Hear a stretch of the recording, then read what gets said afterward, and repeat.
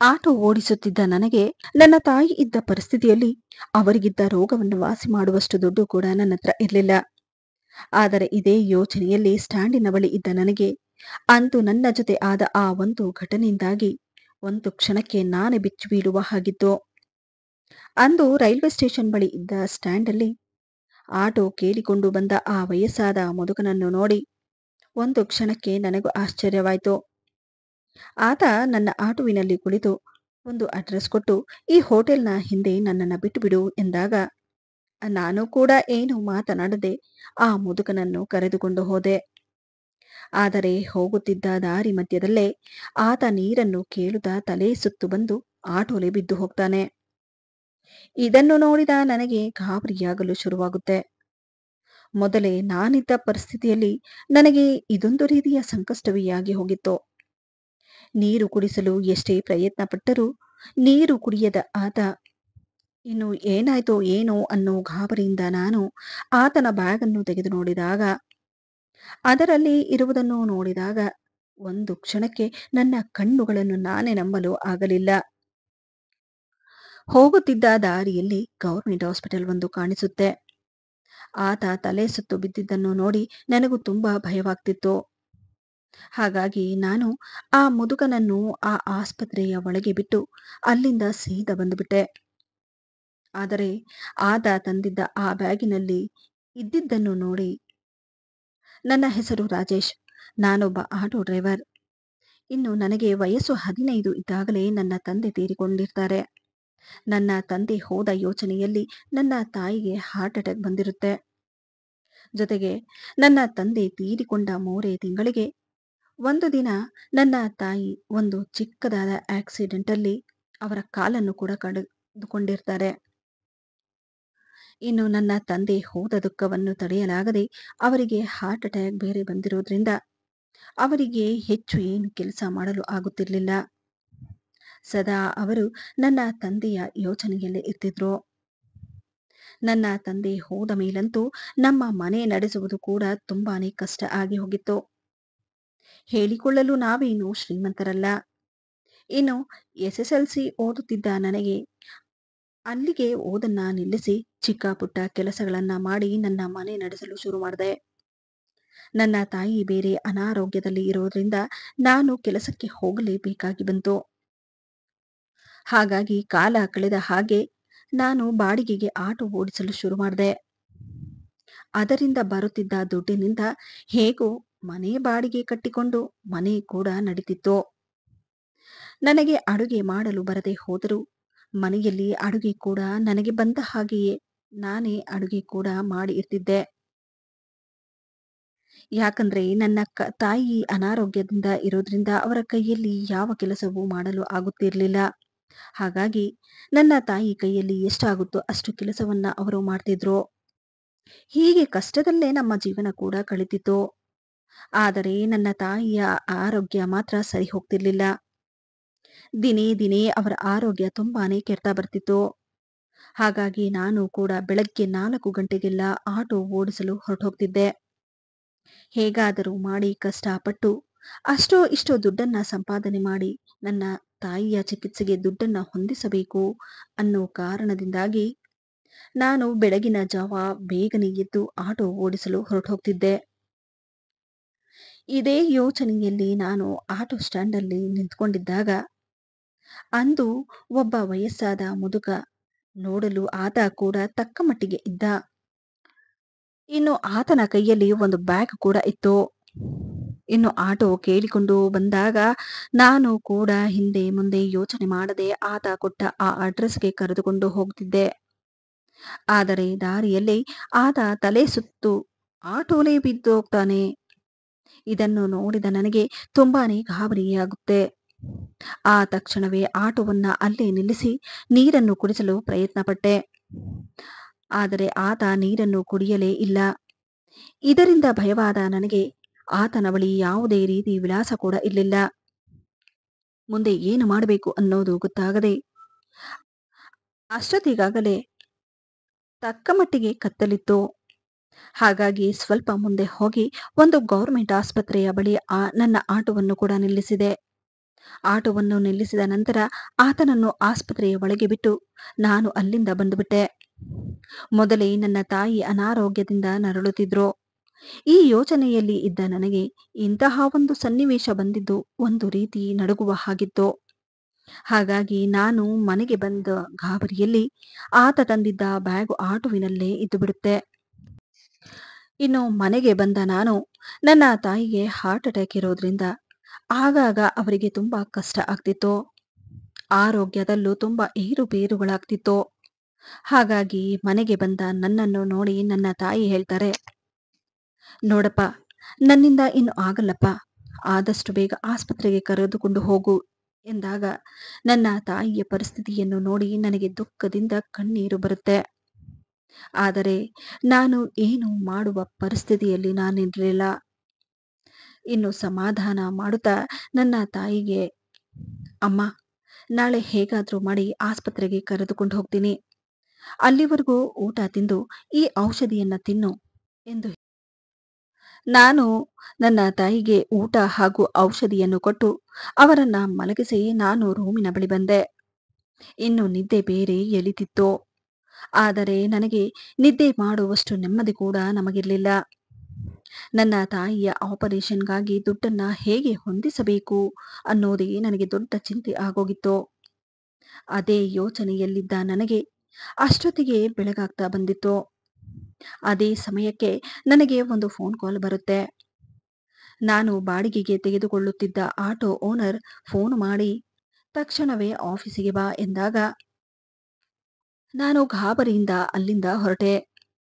ಆಗ ಆತ ಕೋಪದಿಂದ ಹೇಳಿದ ಮಾತನ್ನು ಕೇಳಿ, ಆತ, ನೋಡು, ಈ ರೀತಿ ಮಾಡಿದ್ರೆ ಆಟೋನ ತಂದು ಬಿಟ್ಟುಬಿಡು.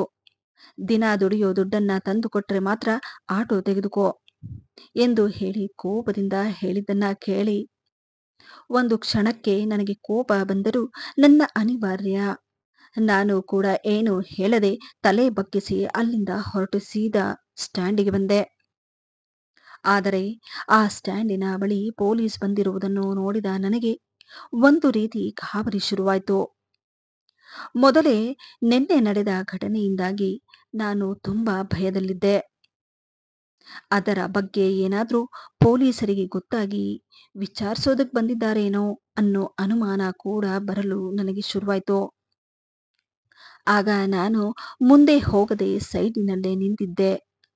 ಸ್ವಲ್ಪ ಸಮಯದ ನಂತರ ಅಲ್ಲಿಂದ ಪೊಲೀಸ್ ಹೋದ ಮೇಲೆ ಆಟೋ ಸ್ಟ್ಯಾಂಡ್ ಅಲ್ಲಿದ್ದ ನನ್ನ ಸ್ನೇಹಿತನ ಬಳಿ ಪೊಲೀಸರು ಬಂದಿರುವ ಬಗ್ಗೆ ವಿಚಾರಿಸಿದಾಗ ಆತ ಹೇಳಿದ ಮಾತನ್ನು ಕೇಳಿ ನಾನೇ ಬೆಚ್ಚಿಬಿದ್ದೆ.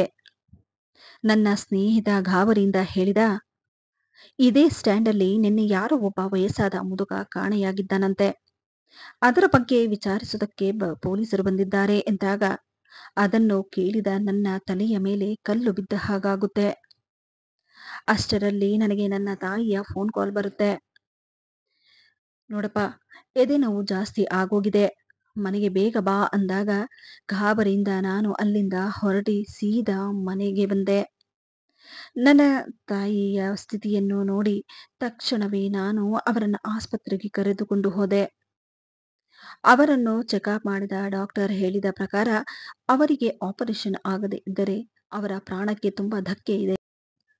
ಆದಷ್ಟು ಬೇಗ ಅವರಿಗೆ ಆಪರೇಷನ್ ಮಾಡಿಸಿ, ಅಲ್ಲಿವರೆಗೂ ನಾನು ಕೆಲವೊಂದು ಔಷಧಿಗಳನ್ನ ಬರೆದು ಕೊಡ್ತೇನೆ, ಅದನ್ನ ಕೊಡಿ ಎಂದು ನನಗೆ ಇದ್ದ ಧೈರ್ಯವನ್ನು ಕೂಡ ನಾನು ಕಳೆದುಕೊಂಡೆ. ಯಾಕಂದ್ರೆ ನಮ್ಮ ಪರಿಸ್ಥಿತಿಯೇ ಹಾಗಿತ್ತು. ಕೈಯಲ್ಲಿ ಬೇರೆ ದುಡ್ಡಿಲ್ಲ. ಆಪರೇಷನ್ ಆಗುವಷ್ಟು ದುಡ್ಡನ್ನು ಹೇಗೆ ಹೊಂದಿಸುವುದು ಅನ್ನೋ ಚಿಂತೆ ನನಗೆ ಕಾಡಲು ಶುರುವಾಯಿತು. ಇದೇ ಯೋಚನೆಯಲ್ಲಿ ಆ ಡಾಕ್ಟರ್ ಕೊಟ್ಟ ಔಷಧಿಗಳನ್ನ ತೆಗೆದುಕೊಂಡು ಅಮ್ಮನನ್ನ ಮನೆಗೆ ಕರೆದುಕೊಂಡು ಬಂದೆ. ಇನ್ನು ಊಟ ತಿಂದು ಔಷಧಿ ಕುಡಿದ ನಂತರ ನನ್ನ ತಾಯಿಗೆ ಸ್ವಲ್ಪ ಸಮಾಧಾನವಾಗಿ ಆರಾಮವಾಗಿ ಮಲಗಿದ್ರು. ಆದರೆ ಹೀಗೆ ಎಷ್ಟು ದಿನ ಅಂತ ಇರೋದಕ್ಕಾಗುತ್ತೆ ಅನ್ನೋ ಯೋಚನೆ ಕೂಡ ನನ್ನ ಮನಸ್ಸಲ್ಲಿ ಬಂತು. ಆದಷ್ಟು ಬೇಗ ಇದಕ್ಕೆ ಏನಾದರೂ ಒಂದು ಪರಿಹಾರ ಹುಡುಕಲೇಬೇಕು ಎಂದು ಹೇಳಿ ನಾನು ನನಗೆ ಗೊತ್ತಿರುವ ಕೆಲವು ಸ್ನೇಹಿತರಿಗೆ ಫೋನ್ ಮಾಡಿ ದುಡ್ಡನ್ನ ಕೂಡ ಕೇಳಿದೆ. ಆದರೆ ಅವರಿಂದ ಕೂಡ ನನಗೆ ನಿರಾಸೆಯೇ ಸಿಕ್ಕಿತ್ತು. ಅಮ್ಮನ ಆಪರೇಷನ್‌ಗೆ ಹೇಗಾದರೂ ಮಾಡಿ ದುಡ್ಡನ್ನ ಅರೇಂಜ್ ಮಾಡಲೇಬೇಕು ಎಂದು ಹೇಳಿ ಮತ್ತೆ ನಾನು ಮನೆಯಿಂದ ಸ್ಟೇಷನ್ ಕಡೆ ಬರಲು ಆಟೋಲಿ ಕುಳಿತೆ. ಆದರೆ ಆ ಕ್ಷಣಕ್ಕೆ ನನಗೆ ನಿನ್ನೆ ನಡೆದ ಆ ಘಟನೆ ಕೂಡ ನೆನಪಿಗೆ ಬಂತು.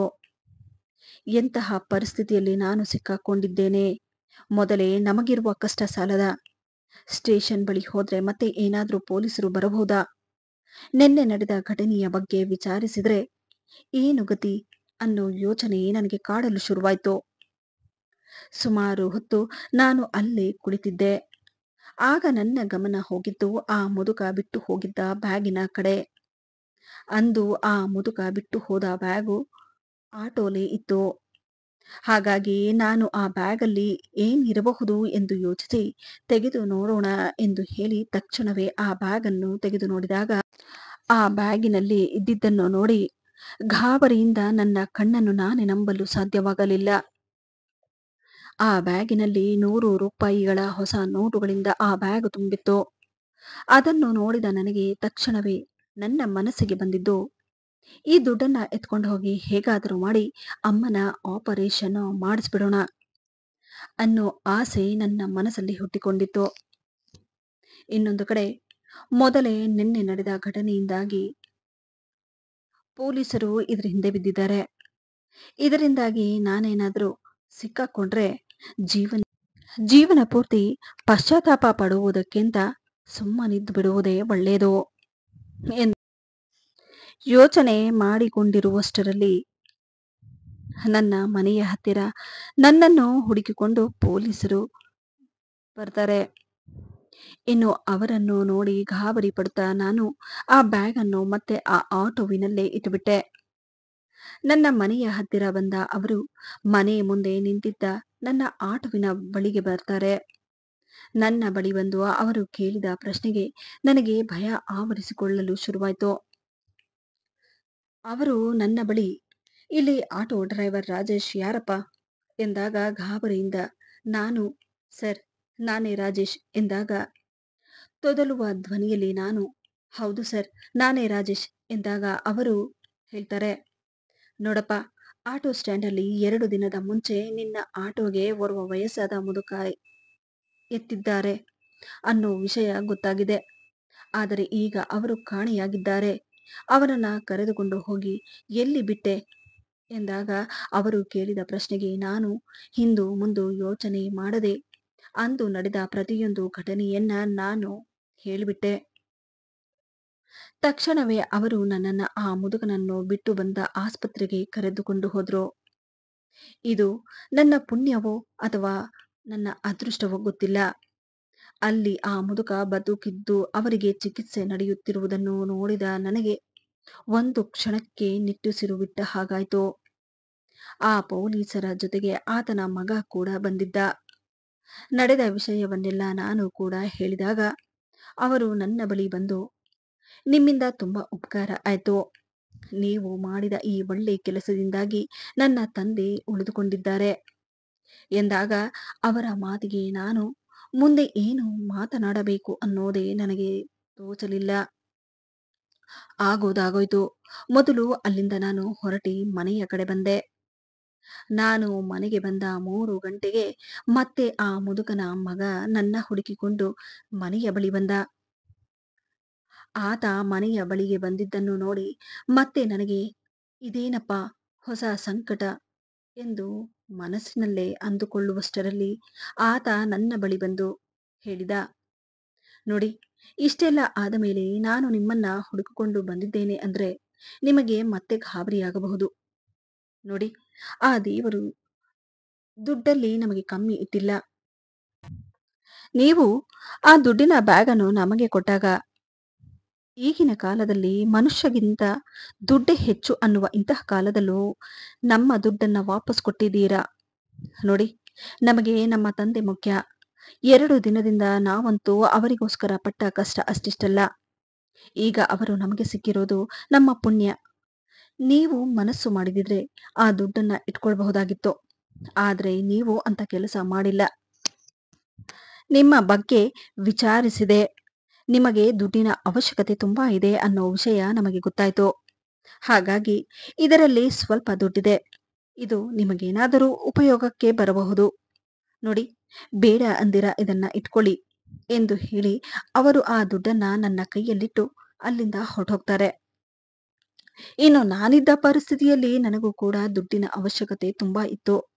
ಹಾಗಾಗಿ ನಾನು ಕೂಡ ಏನು ಹೇಳದೆ ಆ ದುಡ್ಡನ್ನ ತೆಗೆದುಕೊಂಡು ಮೊದಲು ನನ್ನ ತಾಯಿಗೆ ಆಪರೇಷನ್ ಮಾಡಿಸಲು ಆಸ್ಪತ್ರೆಗೆ ಹೊರಟೆ.